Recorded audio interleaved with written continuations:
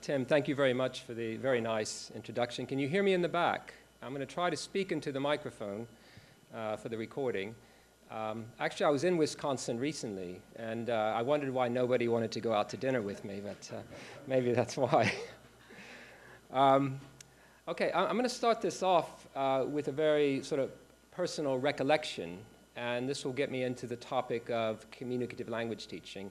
And as Tim said, from there I'll move eventually to the end. We'll be talking about consumerism and various other things associated with current approaches to language teaching materials. If I go back to 1981, I was living in Barcelona, and at that time I'd been teaching English for a couple of years. And I was one of these people who started teaching English because I was a native speaker of English. And I also had a BA degree. And that's all you really needed at that time. I suddenly realized, not suddenly, I gradually came to realize that I was really a terrible teacher. And I was only teaching very intuitively. And so I became fed up with this because I wanted to stay in Barcelona. And I also wondered, I didn't know if I wanted to stay in teaching, but I knew I wanted to stay in Barcelona. So I went to the British Council. I knew they did teacher training courses. And I did at that time a Royal Society of Arts certificate. I don't know if it's called diploma certificate now, but it's a one-year course. And that really changed things for me. It not only informed me about teaching, it made me interested in teaching. And I became so interested in teaching that I became very fanatical about one part of the course, which was about methodology. And at that time, communicative language teaching was really taking hold as a kind of dominant set of, again, to call it a method, this whole thing about approach or method, but it was certainly a set of principles about language teaching that was becoming sort of official, if you like. And in fact, when we did the exam, the practical exam for the RSA course, if you didn't do a communicative class, you would fail, right? But I embraced this. I didn't have a problem with that. And to the point, actually, if I look back, I was actually forcing communicative language teaching on my students. So I didn't really take into account their particular educational backgrounds, issues around educational culture, their preferences. I just said, this is great for you, somewhat evangelical in tone, saying, this is the way to do things. We're not going to do those boring things you've been doing so far, grammar translation or audiolingualism or various other previous methods, if you like. But as I thought about it, subsequent to that, I really was part of again, this sort of, not the exact beginnings, but certainly in the middle of this process of spreading communicative language teaching around the world, to the extent we could say, it's an example of a globalized way of teaching. And I would say that to more recent incarnations to task-based language teaching, which I see as growing out of the same principles, but far more technical and far more well-defined, I think, than previously CLT was. So what I'm going to do today is first go back over the rise of CLT and TBLT. I'll add on TBLT, but I'll put them together in a way. And a lot of this information many of you will know, so just bear with me. I'll then try to frame all of this in terms of globalization theory. Very briefly, I'll look at globalization theory. We don't really have time to go into too much detail. I'll look at one particular way to look at globalization. And I'll argue that CLT and TBLT fall into this as a globalized phenomenon, if you like. I'll then move on to the global TEIL textbook. So I'm just teaching English as an international language. And I'll use international language. I won't use lingua franca, and I won't use foreign language. I'll just use this particular term, international, and then move to conclusion, if you like. So if we go back to the 1970s, you had the Council of Europe, which actually is a cultural organization set up in 1949 for academics and educators also from different European countries to meet and talk about different ways of doing things. And in particular, what's interesting to us today is they talked about different ways of teaching languages, different ways of conceptualizing languages, and different ways of teaching them. And so in the 1970s, there was a whole series of publications, and these were foundational to communicative language teaching. And some of the things that were behind this, I'd like to go through. One of these was that CLT was about new ways of viewing language education in modern societies. Right? And I've just taken this as a somewhat exemplary quote. This isn't from the 1970s, it's from 1991, from Legutke and Thomas's book on experiential language teaching. By the way, if you have the bibliography, that I sent a bibliography, so any authors I mention will be in that, okay? And so I just took this quote as an example. It's actually about humanistic approaches to language teaching. And what it says is, in the aftermath of anti-establishment movements with explicit anti-institutional implications, educational approaches which called for the deschooling of society, or in its less radical forms, for a basic humanizing of technocratic and dehumanizing schools, had gained ground. To humanize schools would require an orientation towards holistic education, which aimed to promote growth in interpersonal awareness and interpersonal sharing, as well as intellectual development. There's a lot in that. But basically, this is about different ways of thinking about education. And again, a lot of the people who were meeting in the early and mid-70s to talk about these matters, again, were part of the post-war generation, and they also were looking at it. They'd lived through the 60s and the early 70s, and were looking at changes going on in the industrialized societies of the world at that time. And so there was this kind of backlash against what was seen as dehumanizing schools. Yeah? And this actually is a very interesting foundational part of CLT, which I think has been lost in recent years. People don't think about these things, but there was a humanistic side to it that's very, very important. It led, for example, to ideas about learner-centeredness, which have become very popular. There were also changes in ways that languages were being conceived. And first we could look at Del Hymes's work on communicative competence. I will say Hymes's work on communicative competence is connected to a broader reframing of sociolinguistics, and there's a lot more to it than has actually been presented in a lot of language teaching literature. So I think a lot of people in language teaching have sort of cherry-picked some elements of Hymes's theories and his thinking. But in any case, what really has been taken up is this whole concept of communicative competence. And again, this is a shift away from an exclusive focus on grammar, and we understand grammar in terms of syntax, morphology, and phonology, and also a focus on lexis, so basically the nuts and bolts of the language. Not saying that those aren't necessary, but moving away from just a focus on that to the way that we use language in different contexts. And of course, notions like appropriacy came through this. There was also Michael Halliday's work, early forms of functional linguistics, which of course he went on to develop in great detail to the point that functional linguistics and Hallidayan theory have become very big in many parts of the world. And so, again, Halliday's early work, he looked at his own son and how his son, in a sense, growing up with the necessity to create meaning, to establish contacts with other people, to perhaps impose some sort of control on other people. And so what he put first was the idea of making meaning, and then what follows the making of meaning is the actual development of a grammatical system, for example. Right? And again, this idea was seen as very interesting by the people who were thinking about new ways of teaching languages. And finally, there was the work from philosophy of John Austin and later John Searle, and the development of what was known as speech act theory, which again was sort of in the realm of pragmatics, or a particular form of pragmatics.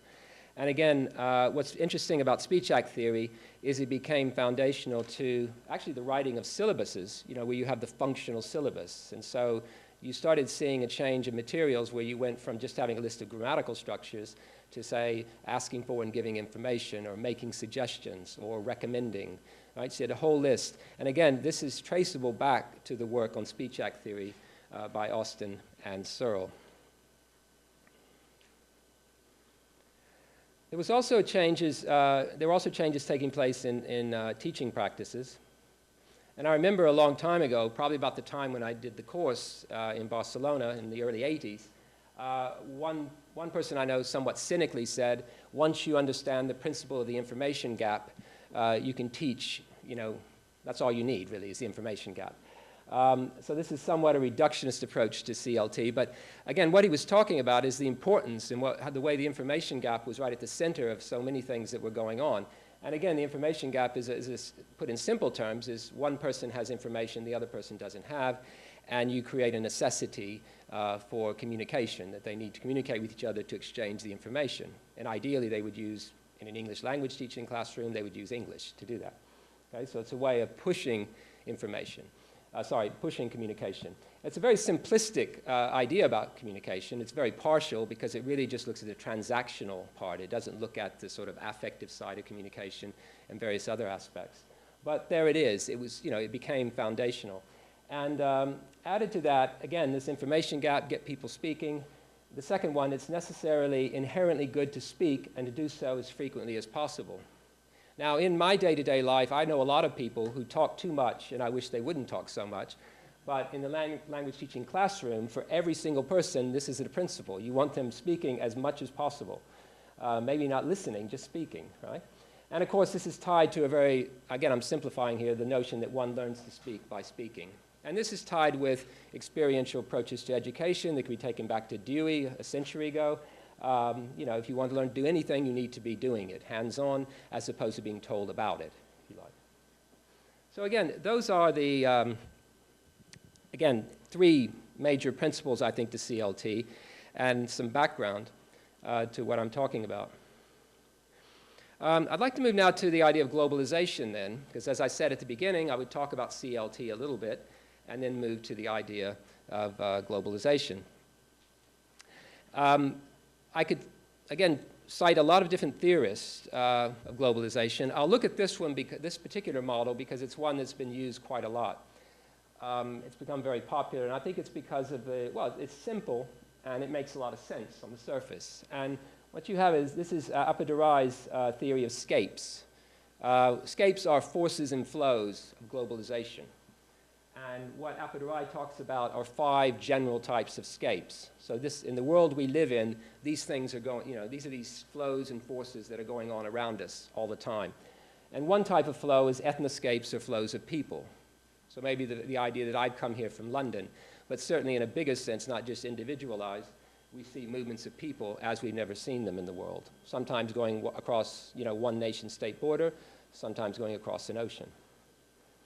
Technoscapes are flows of technology. That could refer to the hardware of technology, but also certainly software.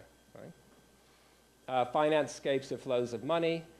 Again, commodity speculations, national stock exchanges. And this is the kind of global flow, force and flow that's got us into trouble in recent times. Again, footloose capitalism, this type of thing.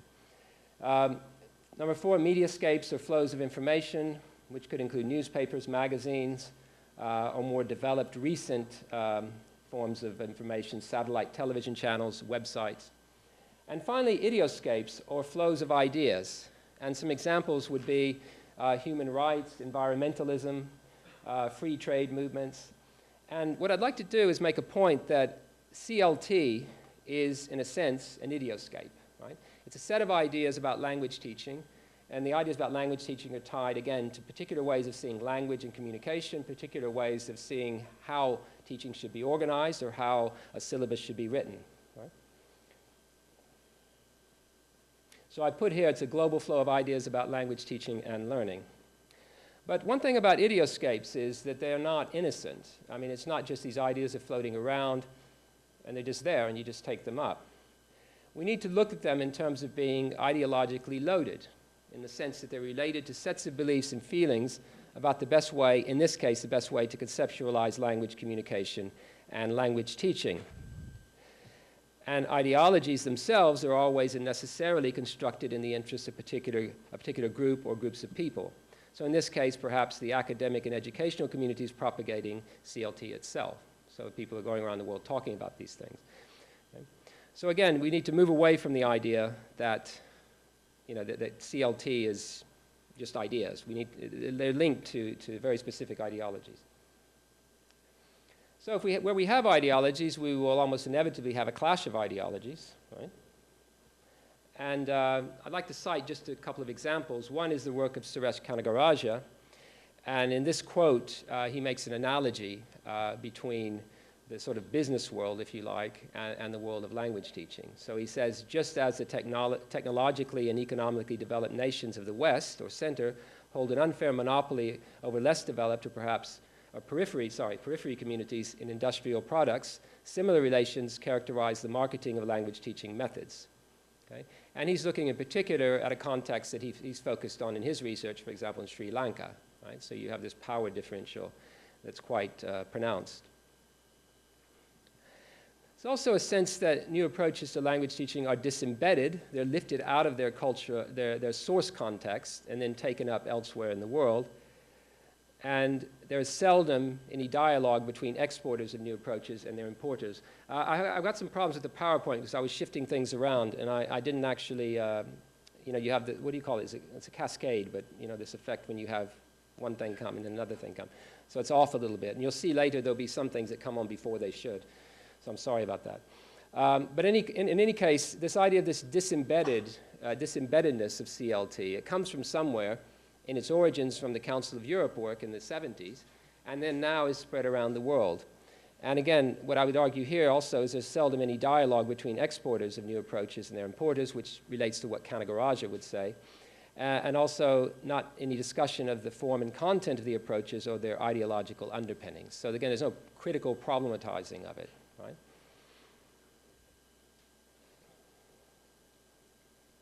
There it goes again. It's all up there. Reconciling the global and the local, though, has become something quite important to many researchers. And Nagaraja himself, along with people like Adrian Holliday, Alistair Pennycook, and many others, have explored how there can be some reconciliation, getting away from ideas where simply the global just flows over the local and overwhelms it, right? So to get away from a very simplistic model like that. So there's always a local and global interacting and looking at more dialogic approaches to the process. And what I put up here is a term that's been used quite a lot in the social sciences in the last 3 decades when people look at globalization, Glocalization. And Glocalization actually is taken from the world of business in Japan. So when the Japanese began to export, people in companies started thinking, well, we have to take into account the local. And again, this term Glocalization came about.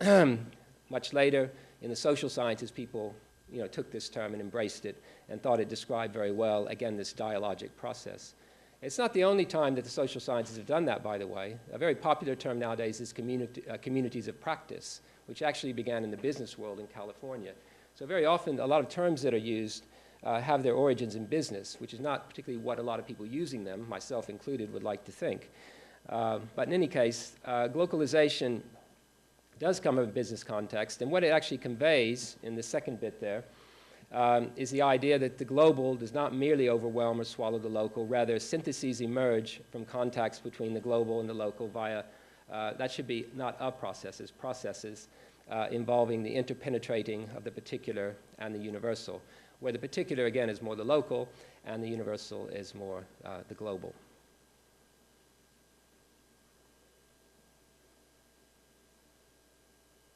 So, this is the funny one, yes, okay. How did I do that? I don't know. So glocalization processes in ELT involve a call for local teachers to work out their own solutions, appropriating what they deem suitable from globally circulating ideas about language education in the development of locally generated pedagogical practices.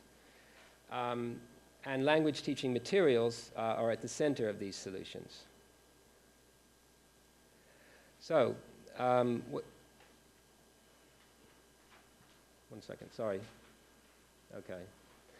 So what I would like to do now is move to the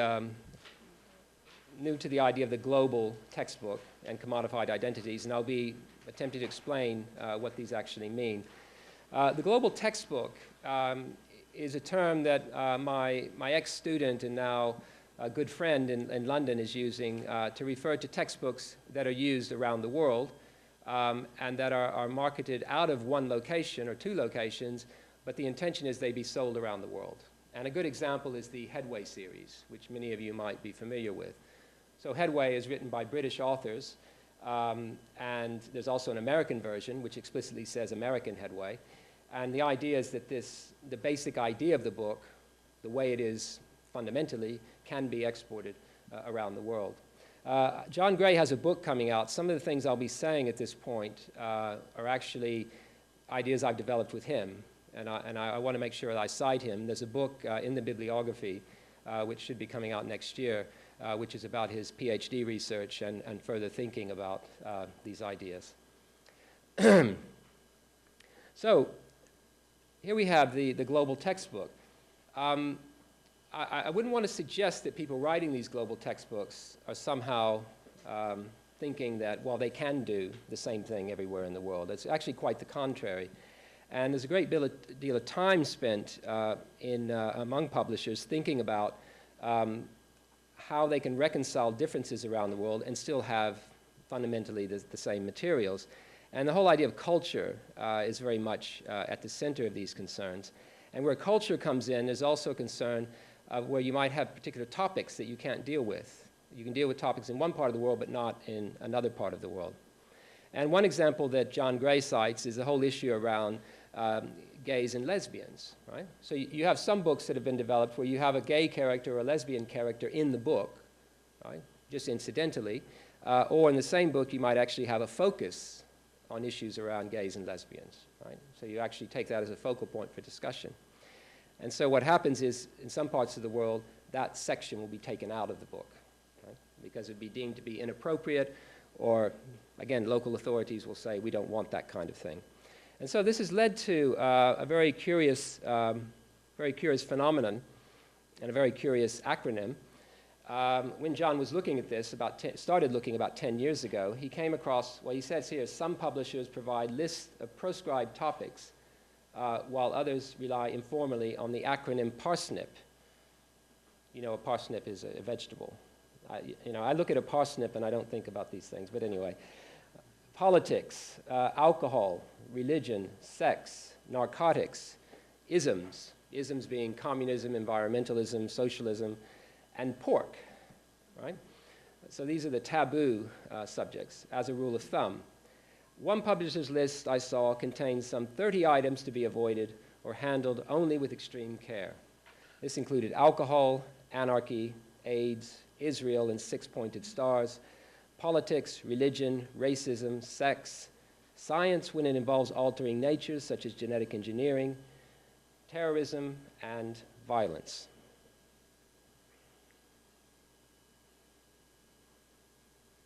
Now, what that means to me in a way is sort of taking out of the books a lot of things that make life worth living, and also the kinds of things that many people actually do talk about quite a lot on a day-to-day, even moment-to-moment basis. So what Gray talks about is, by contrast, what might be allowed into books. And he says it seems to be allowed to have sanitized presentations of various aspects of national cultures, their geography, social norms, history, iconography, and so on. In effect, the traditional content of foreign language textbooks. And it's quite interesting that, because if you look at books today, they're very different in what they actually focus on culture-wise, and I'll come to what that culture might be. But certainly in the past, you had very much an association with nation states. So if you were studying English 40 years ago, for example, you might have an American textbook that really only had things about the US, or a British textbook only with things about Britain. And certainly when we move to the realm of other languages, French, for example, you would expect to have a map of France and also various references to what is supposed to be French culture. So this is kind of a move in that direction again, but in a more splintered way, because no book can sell around the world by simply saying they're only American or only British. It becomes more difficult. So what I'd say is that what's actually come about is there's a move away from the national cultures, if you like, to what I'll call a global culture. And this global culture is related to ideas around what I mentioned earlier, commodified identities.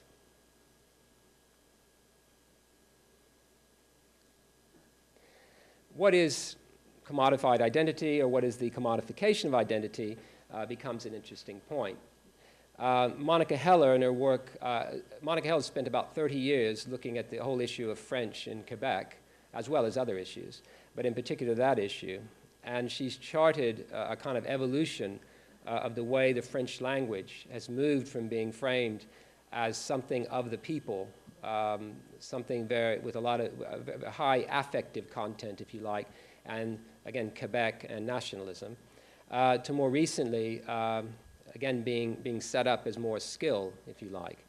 And so, again, what I've said here, and I'll read the PowerPoint, the commodification of language means a shift from a value of a language for its basic communicative function and more emotive associations, such as national identity, cultural identity, the authentic spirit of a people, and so on, to valuing it for what it means in the globalized, deregulated, hyper-competitive, post-industrial new work order in which we now live. So again, Heller is situating this, again, in the global sphere of the way global economics are working, and again, seeing how we've had this shift. Now, commodification, again, most of you will know, is traceable back to Marxist theory, where you have this contrast at a very simple level between use value and exchange value. So what's really happening here is it's much more like there's a shift from language as use value, and the use value is communicating, but also there are emotive uses of language, to simply exchange value.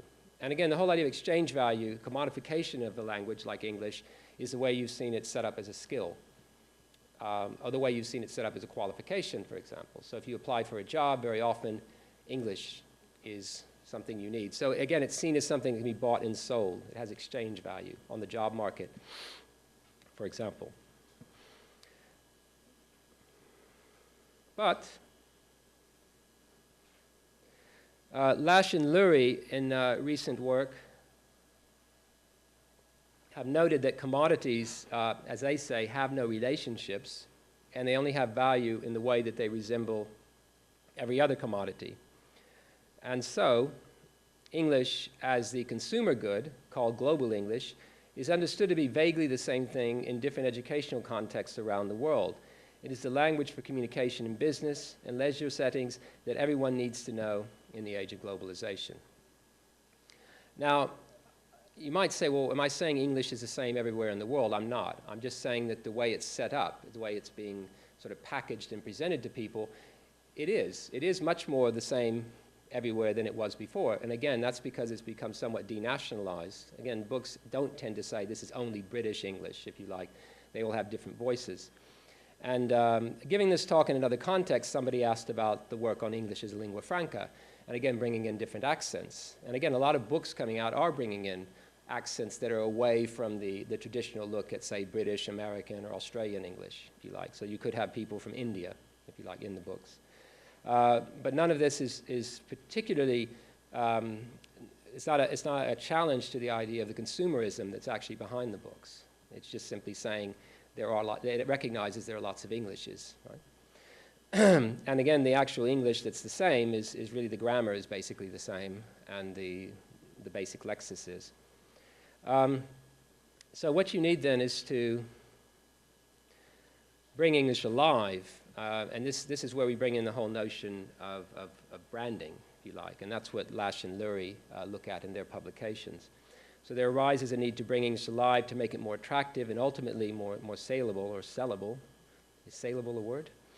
What was I thinking? Anyway, in order to inject commodities with life, advertisers brand them, and branding means this, that they link them to particular worldviews, behaviors, and artifacts, developing in the process narratives which over time become recognizable to the public as ways of life and lifestyle options that can be opted into or abandoned depending on circumstances. Now, again, in a sense, what you're doing is you're presenting something that people can aspire to. They can aspire to being that person. Examples of branding of individuals now are actually quite easy to find. I mean, one good example is David Beckham. So David Beckham, who is David Beckham? You know David Beckham? Raise your hand, yes? How is that? He's not even very good, but anyway. So David Beckham is known for being, a sports hero and everything, great footballer and all that, but he is probably more known for his whole image. And it's actually quite interesting. A colleague of mine had these two advertisements that had run in magazines in Japan. And one was an ad for men, I can't remember the product, and the other one was an ad for women.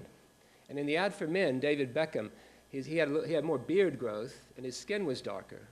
And he had this really stern look on his face, and he was sweating. And in the one for women, his skin was lighter, he'd shaved, and he had a kind of angelic look on his face. And the reason why I'm mentioning that is David Beckham seems to transform from photo to photo and from situation to situation. And to the point where people associate him with a lot of different things and kind of a lifestyle option. So if he has his hair in a certain way, you might find a lot of kids who want to have their hair that way. And again, we could go on and on with examples. What's interesting about Beckham also is the language is the smallest part of his appeal. How many people have heard him speak? Yeah. He has a very unimpressive voice. It's kind of a squeaky voice. And so I think it's interesting if you get into the realm of multimodality, what he actually communicates is far more about other forms of communication besides language, the body language, the dress, and everything else. So he's actually quite interesting, not only him, but other people, other celebrities, if you like, because of the way they come to be celebrities and what they communicate, and also the way that they represent branding of lifestyles and ways of being. So, right, I'm getting lost here with David Beckham. What I was going to say is that there's also wrapped up in this, and in the global textbook, this kind of lifestyle option, as I'm saying, that's being created, and I'll give you more details about it in a moment. But the lifestyle option is around, again, a kind of view of the world, particular behaviors, and even artifacts. And I think fundamental in all of this is a certain cosmopolitanism. And cosmopolitanism, again, is another term we could talk about for a long time. And I'd just like to look at three forms of cosmopolitanism. One is what we might call a very cosmopolitanism light, which really is around the world of tourism, right? When you're a tourist and you go somewhere. And Ulf Hanners is a Swedish anthropologist, and this book in 1996 I recommend to everyone, because each chapter he goes to a different city, and he just seems to wander around and make observations, and very good observations. And one of them, he talks about the concept of home plus. And what he says is the individual wants the place that he is visiting or she is visiting to have one or two exotic attractions, but for the most part wants everything else, the standard of accommodation, the transportation facilities, the nature and quality of services, and in some cases even the food, to be the same as it would be at home. So all of us, anybody who's traveled, knows that all airports look the same, and that you can also find the same sort of clothing chains just about anywhere you go in the world nowadays. So again, home plus is that comfort zone. So it's very much a cosmopolitanism. Yes, you travel. Yes, you've seen other things, but only a little, not too much. The other extreme, perhaps, is people working more in intercultural education and other, say, looking at citizenship, for example, in many countries in the world. And I've quoted David Held here. David Held is well known for his publications on globalization. In this case, he's talking about what he calls cultural cosmopolitanism, which he says should be understood as the capacity to mediate between national cultures, communities of faith, and alternative styles of life. It encompasses the possibility of dialogue with traditions and discourses of others with the aim of expanding horizons of one's own framework of meaning and prejudice. And again, this is very much part of an intercultural agenda for education, and is very high-minded, and again, is a sort of deeper form of cosmopolitanism. There it goes again, sorry. But there's also another cosmopolitanism which you might find somewhere in between. So we might see it as an engagement with the other, which goes deeper than the superficiality of Hanners' home plus, but does not attain the moral high ground implied in Held's cultural cosmopolitanism. And this cosmopolitanism is driven by a desire to consume the other, cuisine, sightseeing, music, cinema, and so on.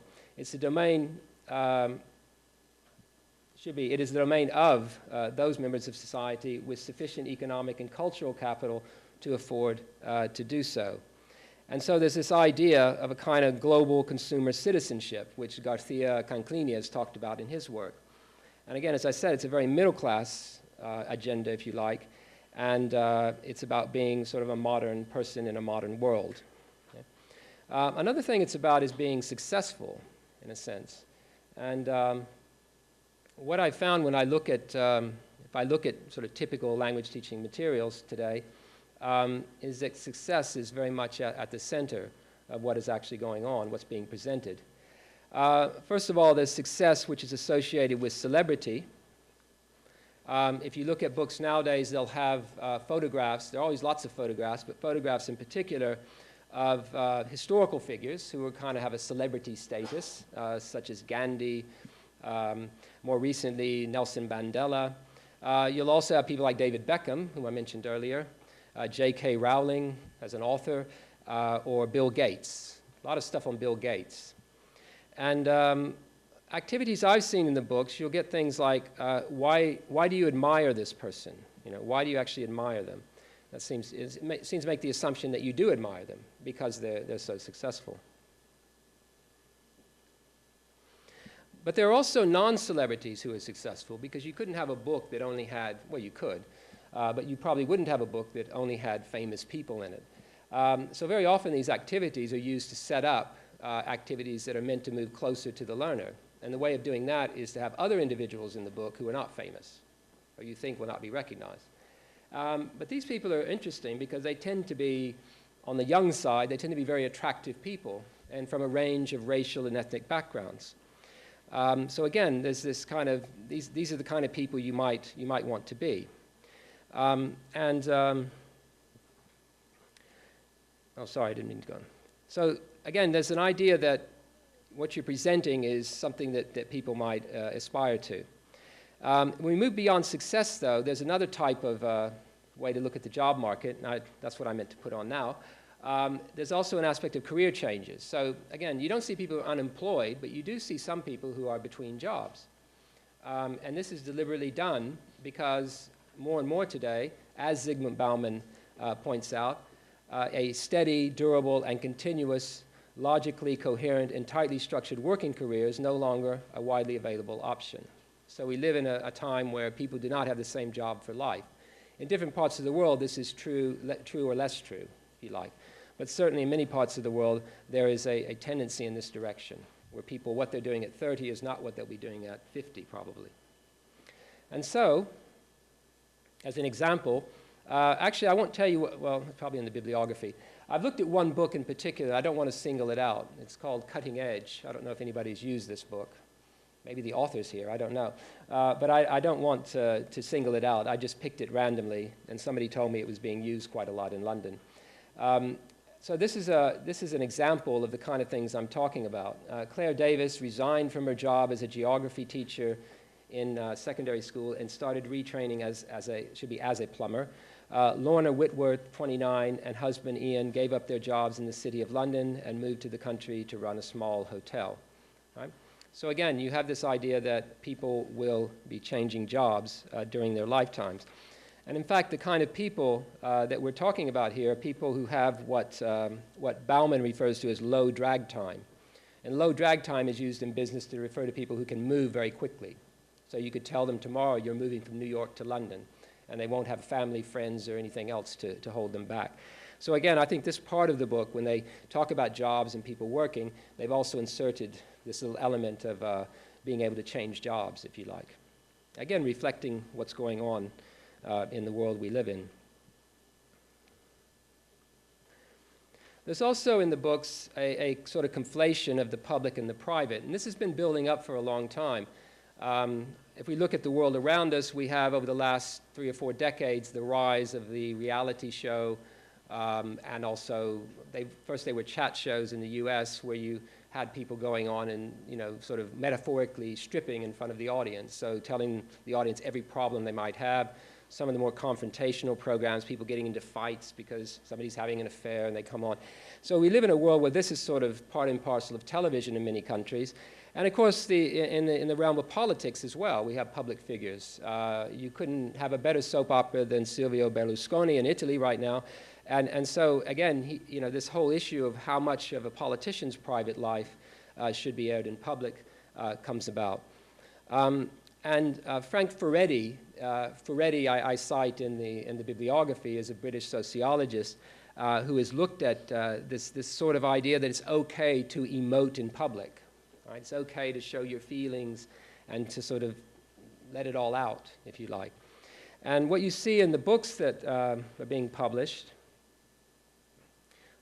this is just 3 activities, and they could be seen as kind of a progression from something that's not particularly invasive, if you like, in the personal life of the student, to one that maybe is a little bit more. And if we start off the first one, it says, work in pairs. Have you got any brothers or sisters? In what ways are they similar or different? Which of your parents, grandparents do you take after? This type of activity has been in books for a fairly long time. But it probably in the past was about as far as books went in getting personal, whereas now it's fairly light, fairly superficial in that regard. The second one, social behavior. You go out to a restaurant for dinner. Do you dress up, wear smart casual clothes, wear traditional dress of your country, wear whatever you feel like? Right? So now they move from the family into your wardrobe. Right? And the final one, I showed this to a colleague who thought it was very sinister. Said, under the heading, how socially responsible are you? Said, would you hand in a wallet that you found in the street? Park in a disabled parking space, drop litter. So again, this is putting you in the realm of dishonest activity, if you like, and almost suggesting, or not suggesting, it's hard to say, but would it be all right? And so you're sort of entertaining something that I think probably wouldn't have been in books before.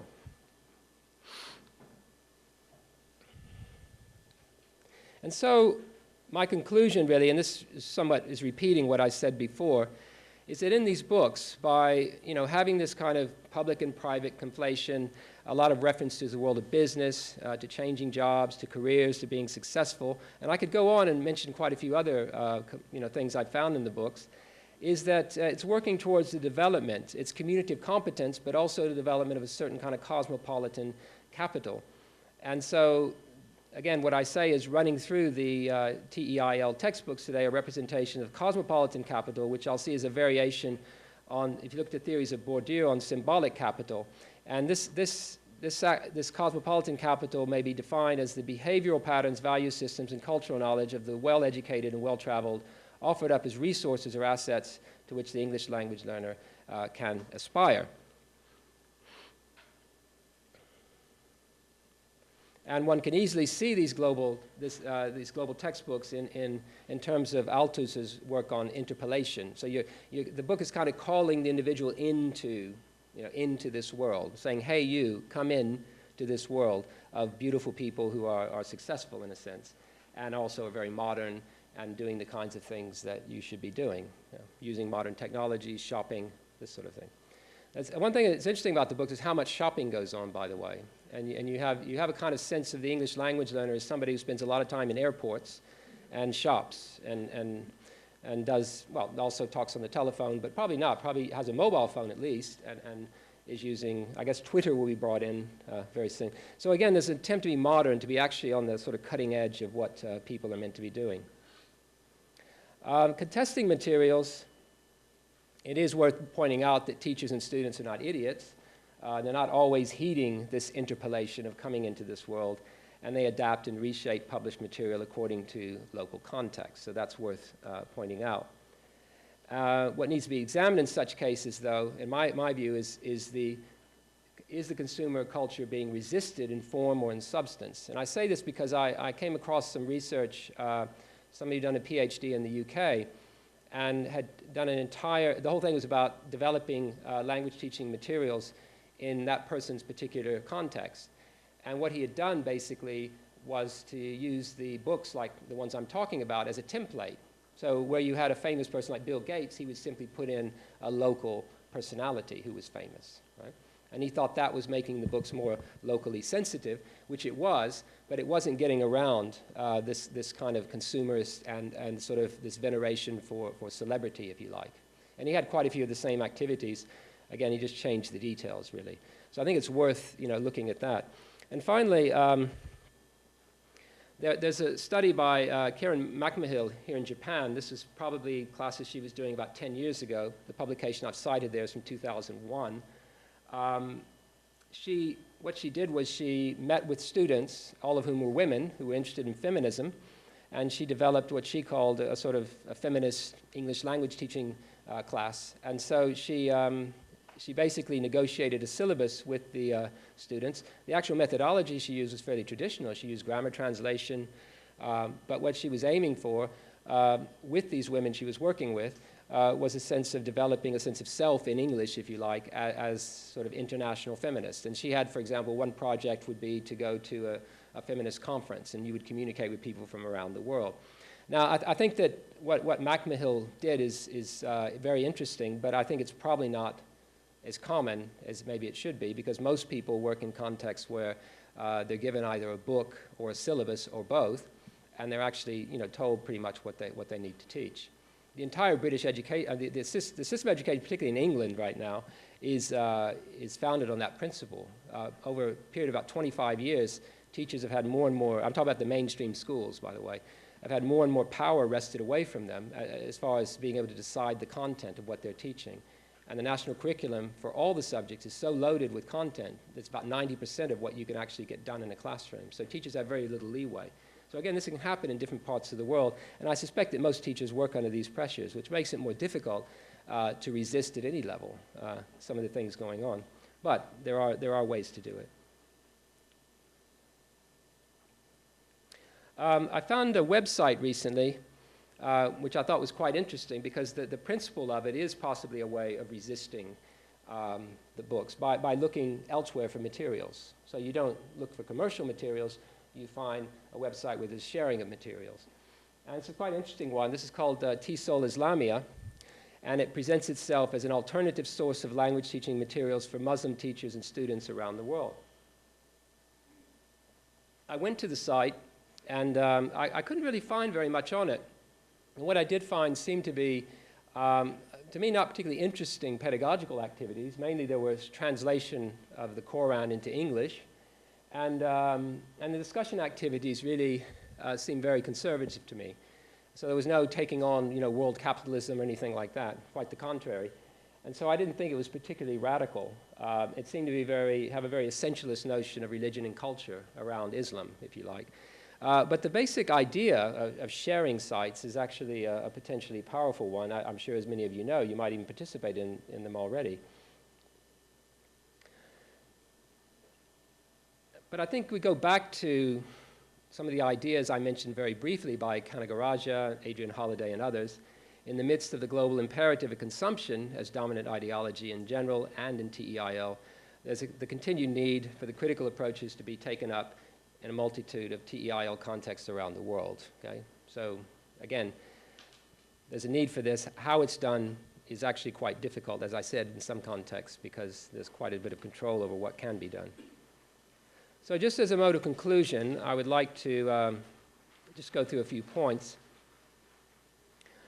On the one hand, there's the idea that the ever-increasing interconnectedness of the world, which is one of the most cited characteristics of globalization, means that the uptake of CLT, TBLT, the commodification of English as a necessary skill, and the positioning of learners as cosmopolitan global citizens or consumers is likely to continue and even increase in coming years. But this idea rests on two assumptions. One, that English will remain the global language, and two, that the Anglophone countries, in particular the US, will continue to exercise a considerable, though by no means complete, dominance over global forces and flows, technology, the media, finance, and so on. And certainly there's a lot of talk in recent years about China, also about Brazil and India. And so there's all the prospect of living in a sort of multipolar world. However, US cultural, economic, and political hegemony in the world could be on the wane, along with many of the assumptions which people around the world have made over the past 60 years. Sorry, I've just said that about that. And there could be changes in store. Three things, really. Going back to CLT, what languages are most studied globally, how languages are taught, and the kinds of teaching materials employed. So I'm trying to link back into the CLT argument. The case about what languages are most studied globally, English seems to have a very strong foothold, which doesn't seem to be challenged for the moment with the rise of China politically and economically. But again, we don't know how things are going to evolve.